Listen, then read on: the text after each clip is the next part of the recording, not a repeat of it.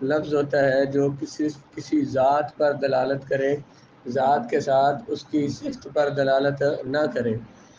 تو قرآن مجید کا جو بھی مطلق ہے تو مطلق جو ہوتا ہے اس پر عمل کرنا واجب ہوتا ہے۔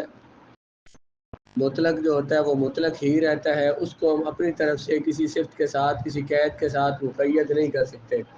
قرآن کا جو مطلق ہے تو وہ مطلق رہے گا، اس کو کسی صفت کے ساتھ مقید نہیں کر سکتے۔ اللہ رب العزت کا ارشاد ہے فَاغْسِلُوا اِذَا يَا أَيُّهَا الَّذِينَ آمَنُوا اِذَا قُمْتُمْ إِلَى الصَّلَاةِ فَاغْسِلُوا وُجُوهَكُمْ، اے ایمان والو جب تم نماز کا ارادہ کرو تو فَاغْسِلُوا وُجُوهَكُمْ، تم اپنے چہروں کو دھو لو، وَأَيْدِيَكُمْ، اور اپنے ہاتھوں کو، فَامْسَحُوا فَاغْسِلُوا وُجُوهَكُمْ، اپنے چہروں کو دھو، فَاغْسِلُوا وُجُوهَكُمْ وَأَيْدِيَكُمْ إِلَى الْمَرَافِقِ، اور اپنے ہاتھوں کو دھو کونیوں میں، وَامْسَحُوا بِرُؤُوسِكُمْ، اور اپنے سروں کا مسح کرو، وَأَرْجُلَكُمْ إِلَى الْكَعْبَيْنِ، اور پاؤں کو دھو کہاں تک؟ ٹخنوں تک۔ اب اللہ تعالیٰ نے صرف حکم یہ فرمایا کہ فَاغْسِلُوا وُجُوهَكُمْ، ہاتھ دھو اور چہرے دھو اور ہاتھ دھو اور سر کا مسح کرو اور پاؤں دھو۔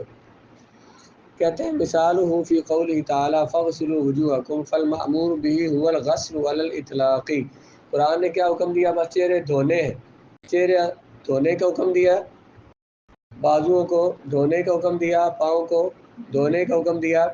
فَلَا يُزَادُ عَلَيْهِ شَرْطُ النِّيَّةِ، یہ دھونا مطلق ہے، اس کے ساتھ نیت والی شرط لگا کر اس کو مقید نہیں کیا جائے گا۔ یہ کہا جائے کہ اس میں وضو کے لیے نیت شرط ہے تو یہ قرآن نے اس کو شرط قرار نہیں دیا۔ قرآن میں مطلق حکم ہے کیا؟ صرف کیا کرو؟ دھو، تو اس کو مقید کرنا جائز نہیں ہے۔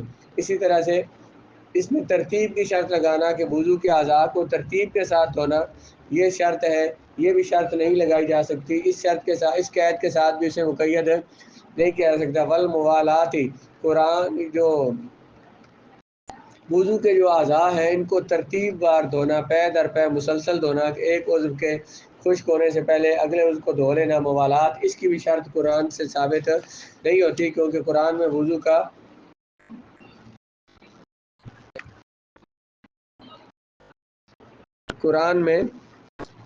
کا حکم مطلق ہے، تو صرف دھونے کا حکم مطلق ہے، بس وہی دھویا جائے گا۔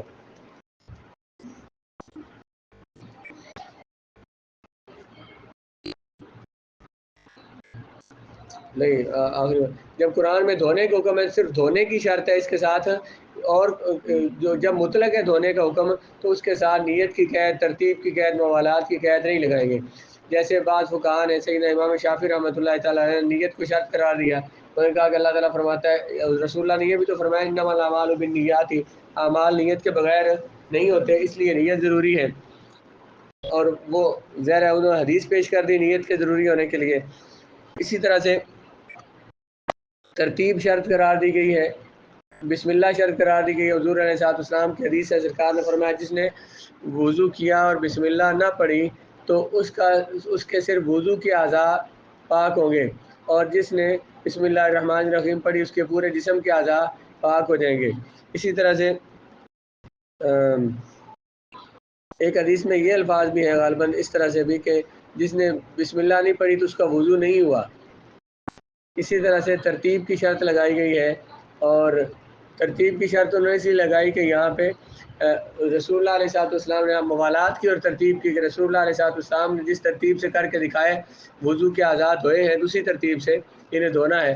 احناف کیا کہتے ہیں کہ یہ جو قرآن کا حکم مطلق ہے، فَاغْسِلُوا، دھوو، صرف دھونے کا حکم ہے، دھونے کے ساتھ کہیں نیت کی قید، کہیں موالات کی قید، بسم اللہ پڑھنے کی قید نہیں لگائی گئی ہے، تو اس کے بغیر بھی وضو ہو جائے گا۔ جب بھی ہم اس کو اگر مقید کریں گے تو قرآن کے مطلق کو ہم حدیث کے ساتھ مقید کریں گے، قرآن کے مطلق کو حدیث کے ساتھ، خبر واحد کے ساتھ مقید کرنا جائز نہیں ہے۔ پیچھے کیا تھا قانون، کیا تھا؟ قرآن کا جو مطلق ہے وہ مطلق رہے گا، اس کو اپنی حدیث کے ذریعے، خبر واحد کے ذریعے اس کو مقید نہیں کر سکتے۔ قرآن کے جو لفظ مطلق لفظ ہے اس کا حکم قطعی اور یقینی ہے، تو اس کو حدیث کے ساتھ، خبر واحد کے ساتھ مقید نہیں کر سکتے۔ مثال کیا پیش کی اس پر؟ اللہ تعالیٰ نے فرمایا کہ جب تو نماز کا ارادہ کرو تو کیا کرو، اپنے چہروں کو دھو لو، سروں کا مسح کرو. 3 اعضاء کے دھونے کا حکم دیا، ایک عضو کے مسح کرنے کا حکم دیا. کہیں بھی ان آیات میں اللہ تبارک و تعالیٰ نے نیت کو شرط قرار نہیں دیا، موالات کو شرط قرار نہیں دیا، ترتیب کو شرط قرار نہیں دیا. تو حدیث کے ذریعے ترتیب کی، موالات کی، بسم اللہ پڑھنے کی یا نیت کی شرط لگانا یہ صحیح نہیں ہے، کیونکہ قرآن کا مطلق جو ہے وہ قطعی اور یقینی ہے اور خبر واحد ظنی ہے. تو اس ظنی دلیل کے ساتھ اس قرآن کے مطلق کو مقید نہیں کر سکتے. اب تو پڑھیں گے. اس کا خلاصہ یہ قرآن میں کیا فرمایا، یا ایھا الذین آمنوا اذا قمتم الی الصلاۃ فاغسلوا وجوہکم وایدیکم الی المرافق. قرآن نے 3 اعضاء کے دھونے کا حکم دیا، فاغسلوا، اور ایک عضو کے مسح کرنے کا حکم دیا، کیا فرمایا، وامسحوا برؤوسکم. اب حدیث پاک میں کیا ہے، امام مالک کیا فرماتے ہیں کہ رسول اللہ علیہ السلام نے مسلسل اعضاء کو ترتیب سے دھویا ہے، تو حضور کے عمل سے ترتیب کا واجب ہونا، فرض ہونا ثابت ہو گیا. امام شافعی کیا فرماتے ہیں کہ سیدنا عثمان رضی اللہ تعالیٰ نے پہلے آپ نے وضو کرنا شروع کیا تو کیا کیا، پہلے اپنے ہاتھوں پر پانی بہایا، پھر آپ نے مد، پھر آپ نے کلی کی. تو سما کس لیے آتا ہے، ترتیب کے لیے آتا ہے. واؤ حروف عطف میں سے واؤ 2 چیزوں کو جمع کرنے کے لیے آتی ہے، فا بھی ترتیب کے لیے آتی ہے اور سما بھی ترتیب کے لیے آتا ہے. تو سما ترتیب مع تراخی کے لیے آتا ہے